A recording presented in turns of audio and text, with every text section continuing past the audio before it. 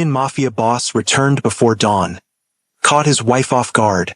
The black cook whispered, "Be still or he'll hear." The sleek black BMW rolled to a silent stop in the circular driveway at 4:37 a.m. Jae-hwan Park cut the engine, his jaw tightening at the faint glow from the study window. His wife Vicky had told him she'd be asleep by 10. He wasn't supposed to return from Tokyo until tomorrow. As he approached the side entrance, a shadow detached itself from the darkness of the kitchen doorway. Tracy, his Nigerian cook, appeared with a finger pressed to her lips. "Be still or he'll hear," she whispered urgently, pulling Jae-hwan back into the shadows. "What's happening in my house?" Jae-hwan hissed, his hand already reaching for the gun holstered beneath his tailored jacket. Tracy's eyes, wide with tension, fixed on his. "Your wife is in the study with Hyun-ki. They don't know I overheard everything." Hyun-ki, disbelief colored his voice, his childhood friend, his second in command, the man who'd saved his life twice. "I've been watching them for weeks," Tracy whispered. "But tonight is different. Tonight they're planning how to kill you." Soft music starts. Jae-hwan's world narrowed to pinpoints of light in the darkness. The December air cut through his expensive wool coat, but he barely felt it. Tracy's words echoed in his mind, impossible yet terrifying.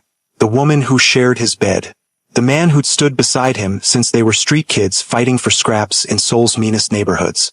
"Show me," he commanded, his voice dropping to the dangerous whisper his enemies had learned to fear.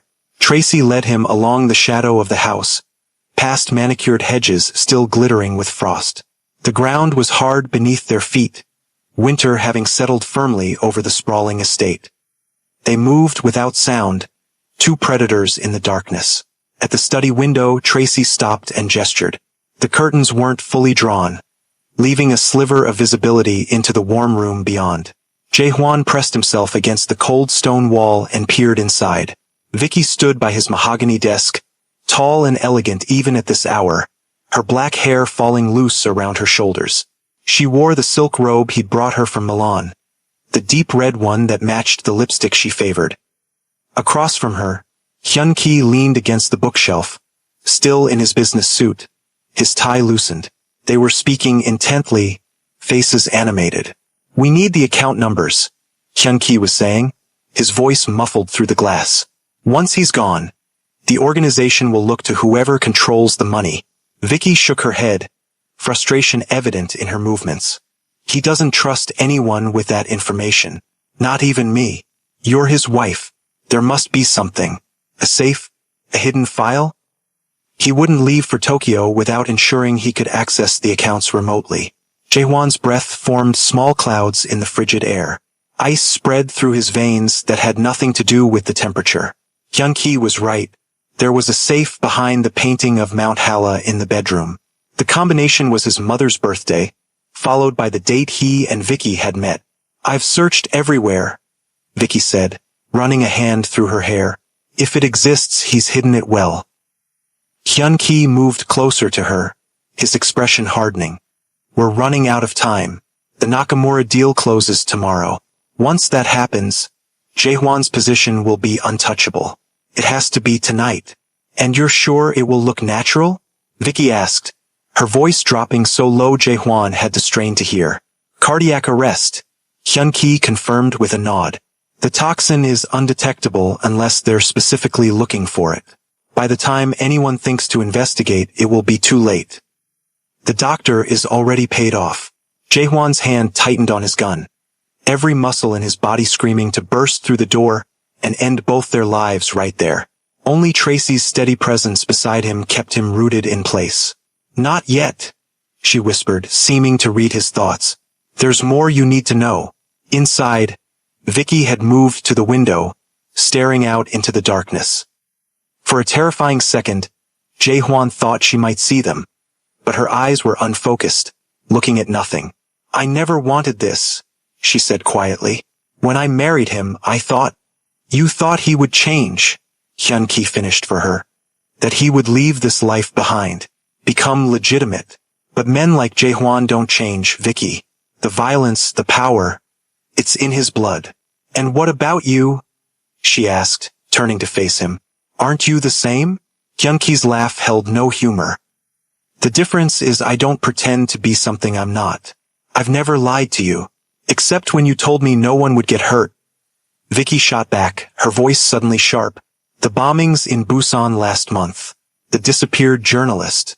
That wasn't part of our agreement. Jaehwan's eyes narrowed. He'd had nothing to do with Busan. The journalist had been investigating political corruption. Nothing connected to his operations. But someone had made it look like his organization was responsible. Now he understood why. Necessary sacrifices, Hyun-Ki said dismissively, to establish the narrative. When Jaehwan dies, people need to believe he had enemies. That his violent ways finally caught up with him. Tracy's hand found Jaehwan's arm, squeezing gently. Come, she whispered. We need to talk somewhere safe.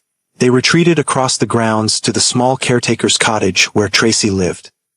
Unlike the main house with its imposing modern architecture and security systems, the cottage was warm, simple, filled with the lingering sense of Nigerian spices and fresh bread. Tracy quickly drew the curtains and turned on a single lamp, casting the room in soft golden light. How long have you known? Jaehwan demanded, his voice tight with controlled rage. 3 weeks, Tracy answered, moving to the kitchen to put a kettle on the stove. Her movements were efficient, practiced. At first, I thought they were having an affair. I heard them in the greenhouse when I was gathering herbs. But then they started talking about account numbers, about your schedule, about poisons that mimic natural causes. And you didn't tell me immediately because? Tracy turned to face him, her expression unreadable. Because I needed to be sure which of you deserved my loyalty. I've worked in enough dangerous households to know that sometimes the monster isn't who everyone thinks it is. Jaehwan laughed bitterly. And what did you decide, Tracy? Am I the monster in this story? You're a complicated man, Mr. Park, she said simply. I've seen how you treat your employees, how you visit your mother every Sunday, how you read poetry when you think no one is watching. I've also seen the blood on your clothes when you come home late. I've heard the phone calls that end with people disappearing. The kettle began to whistle. Tracy turned to silence it, pouring hot water over tea leaves in 2 ceramic mugs. So what tipped the scales in my favor? Jaehwan asked, accepting the tea she offered. 2 things, Tracy said, sitting across from him at the small wooden table. First, last week I overheard Hyun-Ki on the phone ordering the assassination of a family, children included. He said, make it look like Jaehwan's signature. That's when I realized he's been framing you for his worst atrocities. Jaehwan's hands tightened around the mug. And the second? Tracy met his gaze steadily. The second was the way you leave food for the stray cats behind the kitchen. Monsters don't care for creatures that can offer them nothing in return. The absurdity of it, that his life might be saved because of half-feral cats, almost made Jaehwan laugh. Instead, he took a sip of the tea, letting its warmth seep through him. Why is my wife involved? Is she sleeping with him? Tracy shook her head. Not from what I've seen. This is about money and fear. Hyun-Ki has been poisoning her against you for months, convincing her that you're planning to leave her with nothing, that you have another woman in Tokyo, that you're becoming increasingly violent and unstable. And she believed him? You haven't exactly been present, Mr. Park. When was the last time you had a real conversation with your wife? When was the last time you slept in the same bed? The question hit home. 3 months? 4? Business had consumed him. The Nakamura deal was the culmination of 2 years' work. His chance to legitimize a significant portion of his enterprise. He'd been in Tokyo more than he'd been home. What does Vicky gain from this? He asked, pushing away the uncomfortable self-reflection. Protection. A clean slate. Hyun-Ki has promised to move her back to America. Away from all this. She gets a generous settlement, and he gets your empire. Jaehwan stood abruptly, pacing the small room. I need to end this now. Both of them. Tonight. And confirm everything Hyun-Ki has told her about you? Tracy challenged. Besides, killing them solves nothing. You need to know who else is involved. How deep this conspiracy goes. She was right and he knew it. Acting rashly would only expose him to unseen threats. What do you suggest? He asked, stopping to look at her. Play along. Let them think their plan is working. Gather evidence. Identify everyone involved. And then... She left the sentence unfinished. And then I dismantle their world, Jae-hwan finished coldly. Tracy nodded. But first, we need to understand exactly what they're planning for tonight. The digital clock on Tracy's stove read 5:22 a.m. Dawn would be breaking soon. Jae-hwan pulled out his phone. I'm calling Min-ho, he said, referring to his security chief. We'll need. Tracy's hand shot out, stopping him. No calls. Not yet. We don't know who else is compromised. Jae-hwan stared at her. This cook, this woman he'd barely spoken to beyond giving instructions for dinner parties, was now the only person he could trust. The irony wasn't lost on him. What's your real story, Tracy? He asked suddenly. No ordinary cook analyzes situations like this. A small smile touched her lips. Maybe someday I'll tell you. For now, let's focus on keeping you alive. Music fades.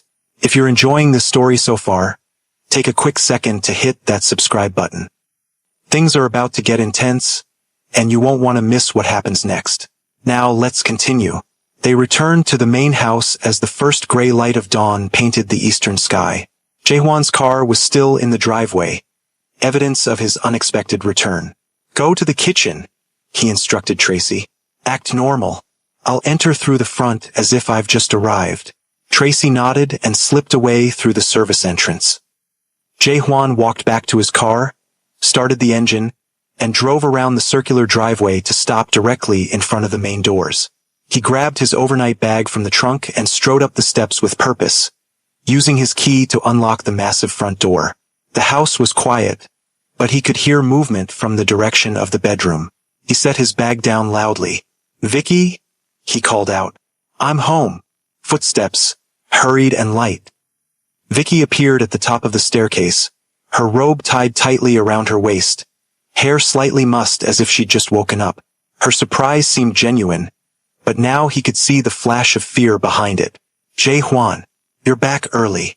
She descended the stairs, composing herself with each step. By the time she reached him, her mask was perfect.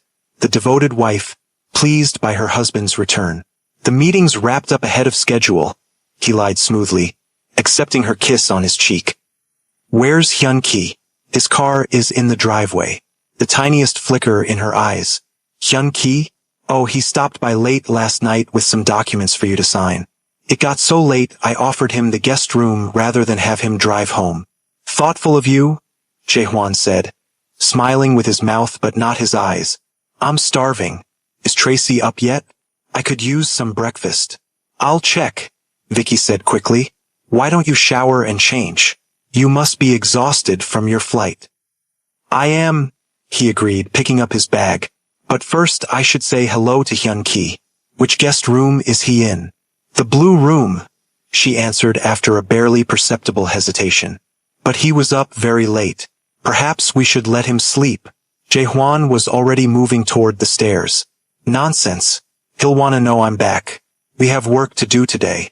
He climbed the stairs, feeling Vicky's eyes on his back. The blue room was at the end of the west wing, far from the master suite. As he approached, he heard movement inside, dresser drawers closing, the sound of rushing water from the ensuite bathroom. He knocked sharply. Yes, Hyun-ki's voice, alert despite the early hour. It's me, Jae-hwan called. I'm back. Pause, then footsteps. The door opened to reveal Hyun-ki, dressed in slacks and an unbuttoned shirt, his expression a careful mask of surprised pleasure. Hyung, he exclaimed, using the familiar Korean term for an older brother or respected friend. What a surprise. We weren't expecting you until tomorrow. Clearly, Jae-hwan said with a smile that didn't reach his eyes. Vicky tells me you brought documents? Yes, the preliminary contracts for Nakamura. Hyun-ki confirmed smoothly. Nothing urgent, but I thought you might want to review them before your next meeting. Always thinking ahead, Jae-hwan said, clapping him on the shoulder. The touch, once brotherly, now felt like ash in his mouth. Join me for breakfast in 30 minutes? We should discuss the next steps. Of course, Hyun-ki agreed, buttoning his shirt. I'll be down shortly. As Jae-hwan turned away, he caught sight of Hyun-ki's phone on the bedside table. A text message notification glowed on the screen. Just one word visible. Tonight. In the kitchen, Tracy was already preparing breakfast, moving efficiently between the commercial-grade stove and the marble countertops. The smell of fresh coffee and frying bacon filled the air. "Good morning, Mr. Park," she said formally as he entered. "I wasn't expecting you back today. Would you like your usual breakfast?" "Yes, thank you, Tracy," he replied, equally formal. But as he passed her to pour himself coffee, he murmured, "Anything. Nothing concrete," she whispered back. "But she made a call as soon as you arrived." Sounded panicked. Vicky entered the kitchen, now fully dressed in an elegant cream sweater and tailored pants. Her makeup was flawless, her hair perfectly styled. No trace of the woman who'd been conspiring in his study hours ago. "Something smells wonderful, Tracy," she commented, accepting the cup of tea the cook offered her. "Jae-hwan, why don't you rest today? You must be exhausted from your trip." "I'm fine," he said, watching her over the rim of his coffee cup. "Besides, Hyun-ki and I have work to do. The Nakamura deal is almost closed." "About that," Vicky said, setting her cup down carefully. "Hyun-ki mentioned there might be some complications. Something about the Japanese authorities asking questions." Jae-hwan's eyes narrowed slightly. There were no complications. The deal was clean, the legitimate purchase of a technology company that would provide a perfect front for laundering operations while actually turning a profit in its own right. It was his masterpiece. His path to eventual legitimacy.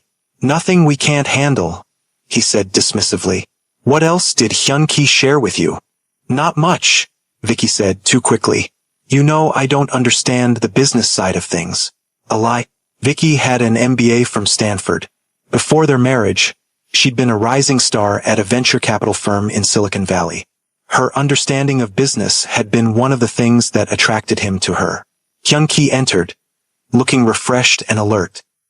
"Something smells amazing, Tracy," he said, flashing her the charming smile that had helped him negotiate countless deals. "You spoil us." Tracy nodded politely, placing plates of food on the kitchen island. "Will there be anything else, Mr. Park?" "No, thank you," Jae-hwan replied. "You can take the rest of the morning off. I'm sure you were up late catering to my unexpected guest." Tracy's eyes met his briefly before she nodded and left the kitchen. The message was clear. Find out what you can. Breakfast proceeded with excruciating normalcy.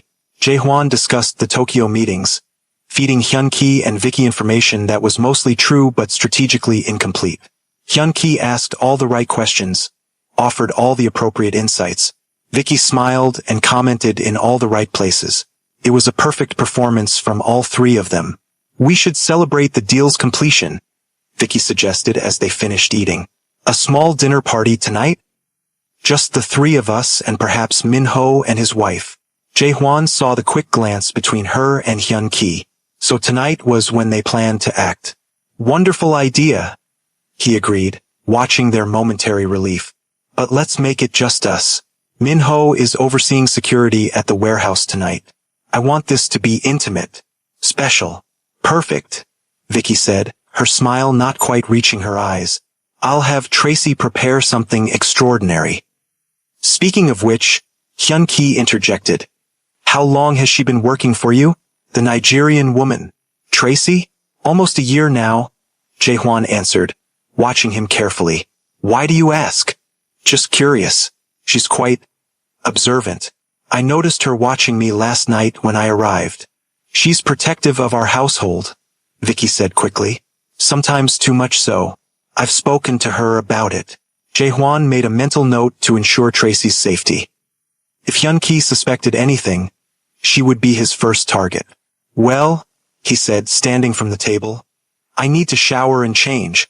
Hyun-ki, shall we meet in my study in an hour? We should finalize our strategy for the Nakamura signing tomorrow." "Of course," Hyun-ki agreed. "I'll prepare the documents."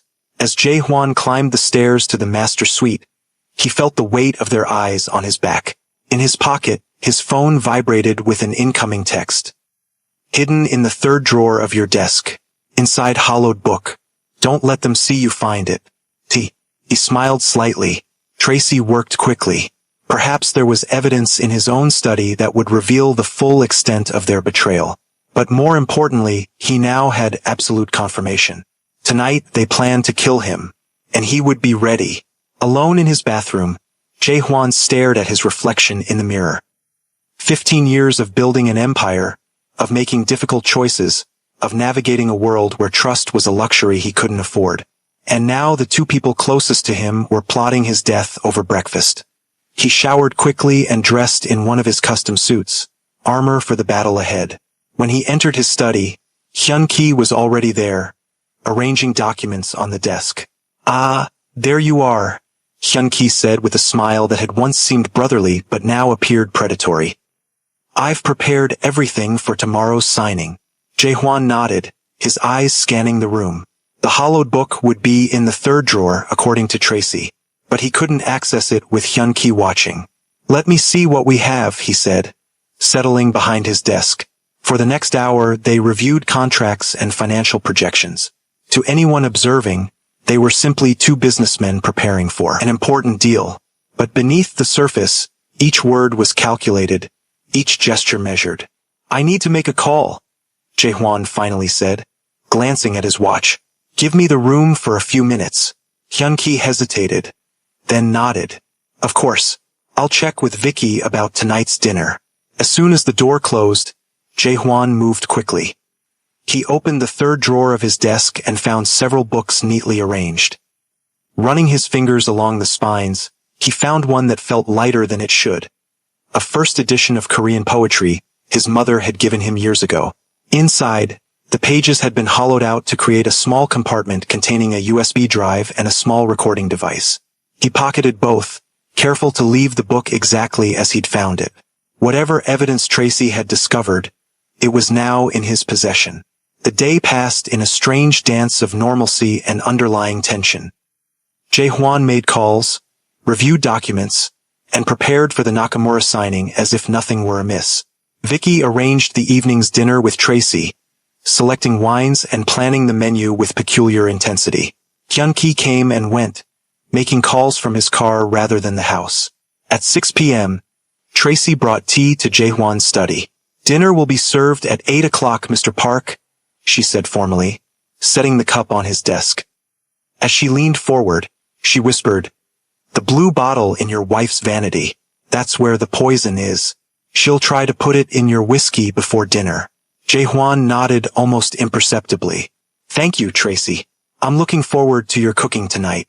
"I've prepared something special," she replied, her eyes conveying the double meaning.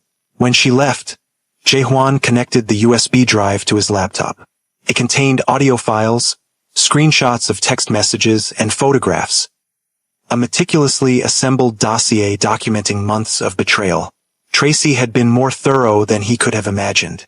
One audio file captured Hyun-ki on the phone.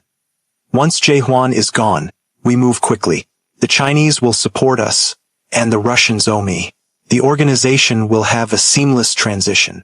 Another showed financial transfers, millions flowing into offshore accounts under Hyun-ki's control.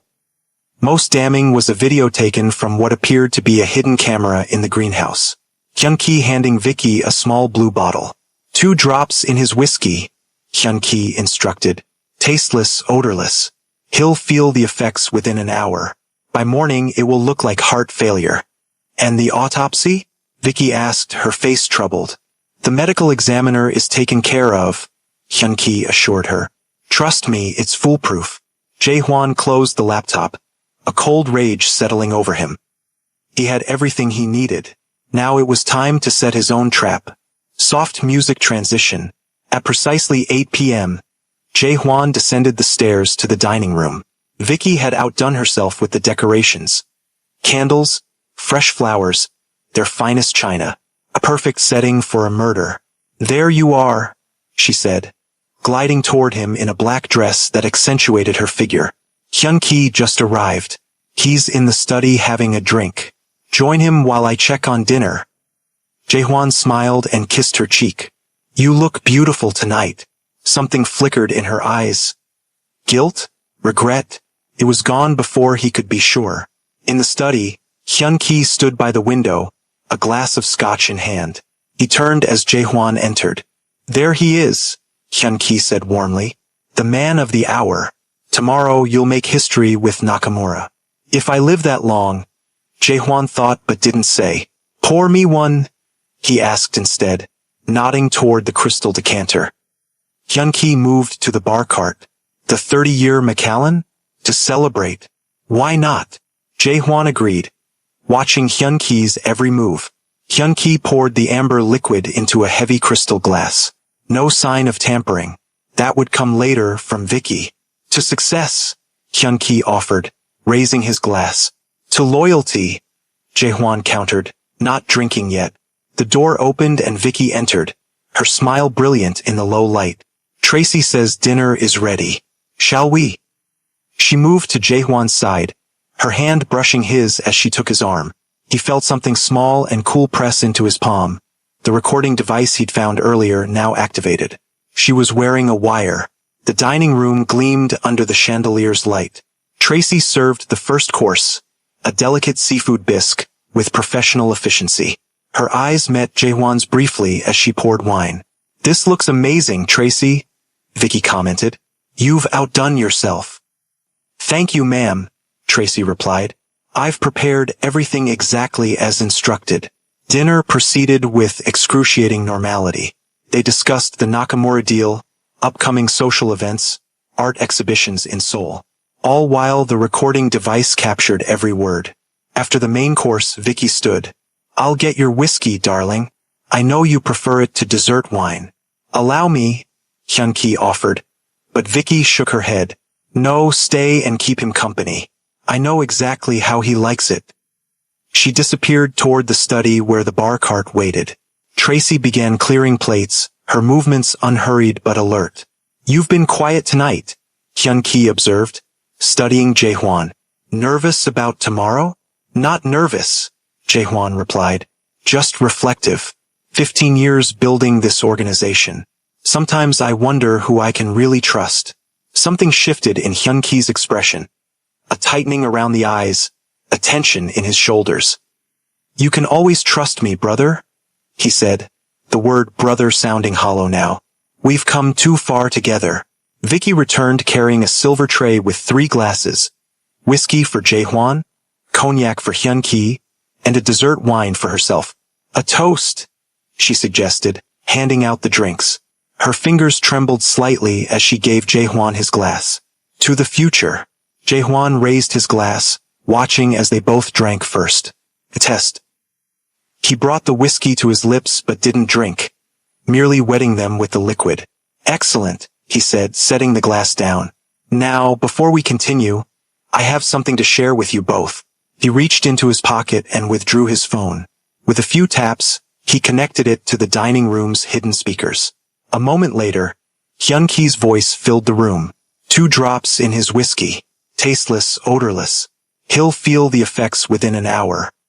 By morning, it will look like heart failure. Then Vicky's voice. And the autopsy? The medical examiner is taken care of. Trust me, it's foolproof. The color drained from both their faces. Vicky's wine glass slipped from her fingers, shattering on the hardwood floor. What is this? Hyun-ki demanded, standing abruptly. The truth, Jae-hwan said calmly. Something in short supply lately. Tracy appeared in the doorway, no longer the subservient cook but standing tall, her eyes sharp and focused. The house is surrounded, Jae-hwan continued. My men have been in position since noon. The police have copies of everything, the financial records, the meeting with the poisoner in Gangnam, the conversations with the Chinese and Russians. Hyun-ki's hand moved toward his jacket, but Jae-hwan was faster. His gun appeared as if by magic, aimed steadily at his former friend's chest. Don't, he warned quietly. Vicky was shaking, tears streaming down her face. Jae-hwan, please, you don't understand.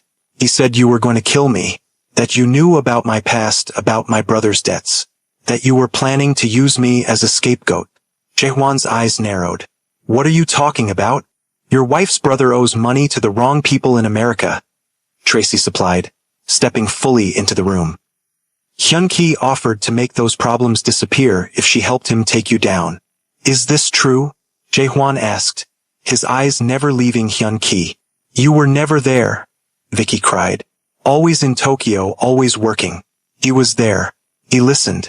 He helped when David got in trouble. I didn't know about your brother, Jae-hwan said quietly.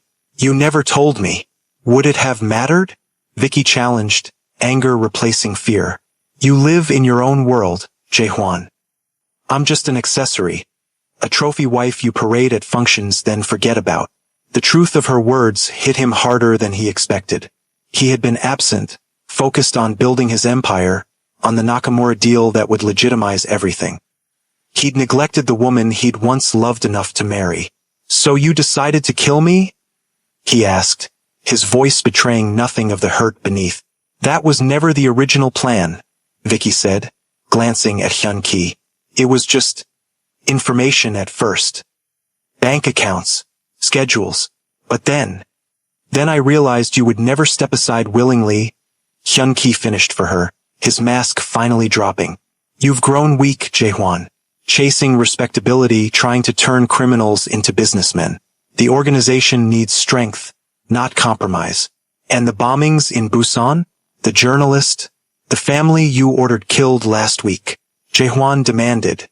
Was that strength? Hyun-ki's smile was cold. Necessary sacrifices for the greater good.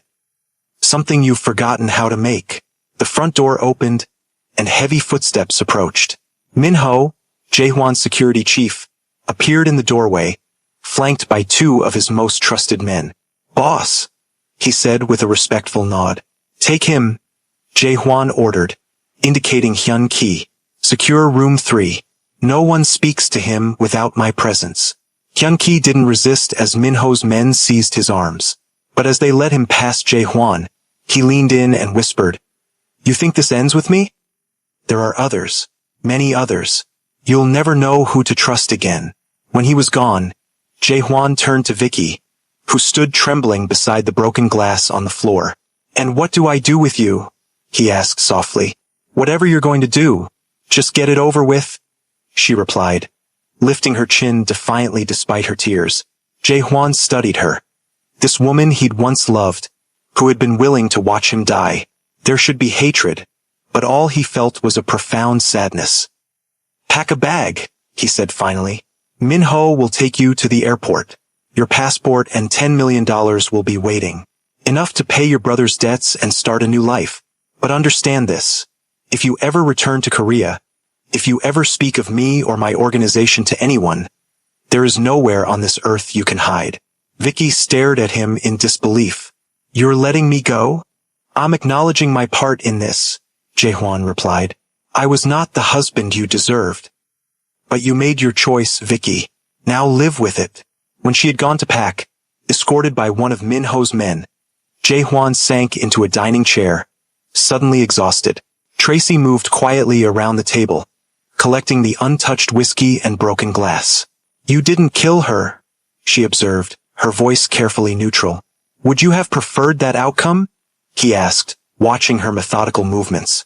No, Tracy answered truthfully. There's been enough death. Why did you help me? Jae-hwan asked the question that had been nagging at him all day. You could have stayed out of it. Let nature take its course. Tracy paused, considering her answer. My father was a police officer in Lagos. He was killed by a corrupt colleague who he trusted completely. I was 16. I watched my mother collapse when they brought her the news. She met his gaze steadily. No one deserves to die at the hands of those they trust. Jae-hwan nodded, understanding more about her now. What will you do now, Tracy? I imagine being my cook holds little appeal after all this. A small smile touched her lips. Actually, Mr. Park, I'm rather good at cooking. And it seems to me you could use someone you can trust in your household. For the first time that day, Jae-hwan laughed. A genuine sound that surprised even him. Yes, he agreed. I suppose I could. Music transition. If you're still with me, hit that like button right now. The story isn't over yet, And trust me, you want to see how this ends. Drop a comment telling me what you think Jae-hwan should do with Hyun-ki. Should he show mercy or make him pay? Let me know below.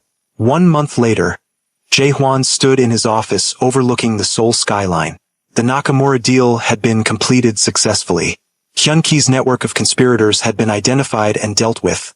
Some removed from the organization, others persuaded to renew their loyalty. The transition had been surprisingly smooth. A knock at the door interrupted his thoughts. "Enter," he called. Tracy came in, no longer wearing the cook's uniform but dressed in elegant business attire. After the events of that night, Jae-hwan had discovered her background went far beyond cooking. She had degrees in international relations and business intelligence. Now she served as his personal advisor, her insights proving invaluable during the reorganization. "The reports you requested," she said, placing a folder on his desk. "The Lagos operation is proceeding ahead of schedule." Jae-hwan nodded. "And our other matter?" "Resolved," Tracy confirmed. "Your former wife has settled in Vancouver. She's opened a small gallery. Her brother's debts have been paid in full." "Good," Jae-hwan said. He didn't wish Vicky harm, despite everything. "And Hyun-ki?" Tracy's expression hardened slightly, still maintaining his silence. "But the information we recovered from his accounts has been illuminating." Jae-hwan had chosen not to kill Hyun-ki, not out of mercy, but because the man's knowledge was too valuable. He was being held in a remote location, comfortable but securely contained, his future undetermined. "Will you be attending the charity gala tonight?" Tracy asked, changing the subject. "Yes," Jae-hwan confirmed. "It's important to maintain appearances, especially now." "I've laid out your tuxedo," she said, turning to leave. "Car will be ready at 7. "Tracy," he called as she reached the door. When she turned, he asked, "Are you ever going to tell me the rest of your story? Who you really are?" She smiled enigmatically. "Perhaps, when the time is right." Music transition. 6 months later, Jae-hwan's organization had transformed. The legitimate businesses flourished, while the more questionable operations were gradually phased out. Tracy had become indispensable, her international connections opening doors previously closed to him. They worked closely, often late into the night. Their relationship remained professional but warmed with growing mutual respect and something that might, in time, become friendship. "You never asked what happened to the recording device," Tracy said one evening as they reviewed contracts in his study. "The one Vicky was wearing?" Jae-hwan looked up, curious. "She was recording everything for Hyun-ki," Tracy explained. "Insurance in case you somehow survived their attempt. And yet you let her leave with it," he observed. Tracy's smile held a secret. "Not exactly. I switched it while helping her pack. She left with a non-functioning duplicate." Jae-hwan shook his head, amused despite himself. "You continue to surprise me." "Good," Tracy replied simply. "In your world, becoming predictable is dangerous." Music transition. 2 years passed. The Park Group was now recognized as a legitimate business empire spanning technology, real estate, and international trade. Jae-hwan had stepped back from the shadows, becoming a public figure known for philanthropy and business acumen rather than fear. Tracy remained by his side, officially as Chief Strategy Officer, unofficially as his most trusted confidant. Their relationship had evolved into something neither could easily define. Deeper than friendship, not quite romance, but essential to them both. On a quiet evening at the estate, remodeled now, all traces of the past erased, they sat on the terrace overlooking the gardens. "I received an interesting report today," Tracy said, sipping her wine. "Vicky has remarried. An art dealer in British Columbia. Is she happy?" Jae-hwan asked, surprising himself with how much he wanted the answer to be yes. "Seems to be," Tracy confirmed. "Her brother is doing well too. Clean for 18 months. Jae-hwan nodded, pleased. "And what about you, Tracy? Are you happy here?" She considered the question carefully as she did all things. "I am. Though I never expected my life to take this path." "Nor I," he admitted. "I was supposed to die that night." "But you didn't," she said softly, "because you were willing to be still and listen." to trust someone unexpected. The best decisions often come from the most unexpected sources, Jae-hwan replied, his eyes meeting hers across the small table between them. Something shifted in that moment, an acknowledgement of what had been building between them for months, perhaps years. Tracy, he began, but she shook her head. Not yet, she said, though her smile held promise. We have time. Music transition. 5 years after that fateful dawn, Jae-hwan Park stood at the altar of a small chapel overlooking the ocean. Beside him stood Tracy, radiant in a simple ivory gown that complemented her dark skin perfectly. Their journey from employer and cook, from conspirator and saved, from colleagues to lovers had been unconventional, but somehow inevitable. They had rebuilt his empire together, transforming it into something they could both be proud of. The ceremony was small, just trusted friends and family. Tracy's mother had flown in from Lagos, tearfully proud of her daughter. Jae-hwan's few remaining relatives seemed surprised but pleased by his choice. As they exchanged vows, Jae-hwan thought about the strange path that had led them here. How close he had come to losing everything. How one person's decision to speak up had changed not just his fate but the fate of hundreds who depended on his organization. I do, he said, the words carrying the weight of everything they had survived together. I do, Tracy echoed, her eyes holding his with the same steadiness they had shown that dawn when she'd whispered, "Be still or he'll hear." Music softens. At the reception, as they shared their first dance, Tracy leaned close to his ear. I never told you why I really decided to help you that night. Why? He asked, curious after all these years. Because when you thought no one was watching, I saw you leave food for the stray cats behind the kitchen, she said, echoing her words from that night. And I thought anyone who shows kindness when there's nothing to gain might be worth saving. Jae-hwan smiled, holding her closer. I'm glad you thought so. Me too, she whispered. Me too. Life is rarely simple, especially for people like Jae-hwan Park. But sometimes, in the most unexpected moments, we find exactly what we need.